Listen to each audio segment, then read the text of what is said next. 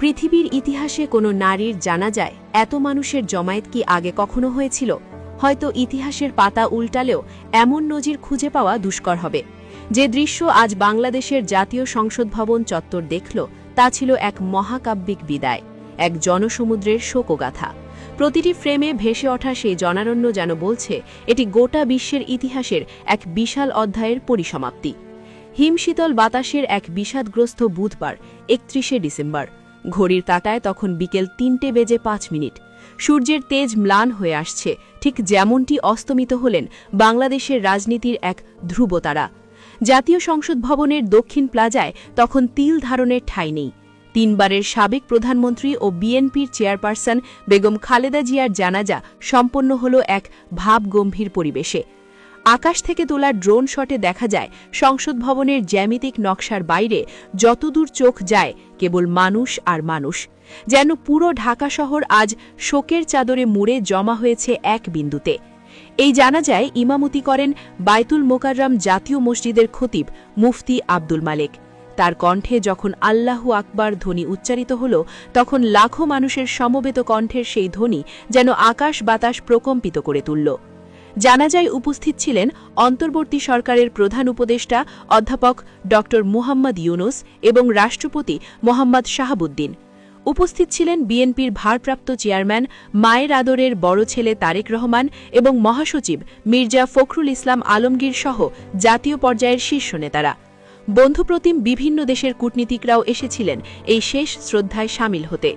যদিও জানাজা শুরু হওয়ার কথা ছিল দুপুর ২টায়, কিন্তু ভোরের আলো ফোটার আগে থেকেই দেশের বিভিন্ন প্রান্ত থেকে মানুষ ছুটে আসতে শুরু করে। মানিক মিয়া অ্যাভিনিউ, যা সাধারণত গাড়ির যান্ত্রিক শব্দে মুখর থাকে, তা আজ মানুষের পদচারণায় স্তব্ধ। মূল চত্বর ছাপিলে মানুষের এই স্রোত ছড়িয়ে পড়েছে বহুদূর। বিজয় সরণি, খামারবাড়ি মোড়, ফার্মগেট, কারওয়ান বাজার, পান্থপথ, শেরেবাংলা নগর, কলেজ গেট, আসাদ গেট এবং শাহবাগ পর্যন্ত অলিগলি লোকে লোকারণ্য। রাস্তার মাঝখানের ডিভাইডার, দালানের ছাদ, ওভারব্রিজ, যেখানে সামান্য একটু জায়গা ছিল, মানুষ সেখানেই দাঁড়িয়ে পড়েছে প্রিয় নেত্রীকে শেষ নামাজের মধ্য দিয়ে বিদায় জানাতে। ভিড়ের চাপে বহু মানুষ মূল জানাজাস্থলে পৌঁছতেই পারেননি, তবু দূর থেকেই তারা অশ্রুসজল চোখে বিদায় জানিয়েছেন। ধারণা করা হচ্ছে নিকট অতীতে বিশ্ববাসী এমন বিশাল জানাজা খুবই কম দেখেছে। এটি ছিল স্মরণকালে রেকর্ড সংখ্যক মুসল্লির উপস্থিতি। ভিডিওতে দেখা জনসমুদ্র প্রমাণ করে ক্ষমতার বাইরে থেকেও একজন মানুষ কিভাবে কোটি মানুষের হৃদয় সিংহাসন পেতে বসে থাকতে পারেন। জানাজা শেষে শুরু হয় এক চূড়ান্ত আবেগের মুহূর্ত। বেগম খালেদা জিয়ার নিষ্প্রাণ দেহ নিয়ে যাওয়া হয় জিয়া উদ্যানে। সেখানে সম্পন্ন হয় দাফন প্রক্রিয়া।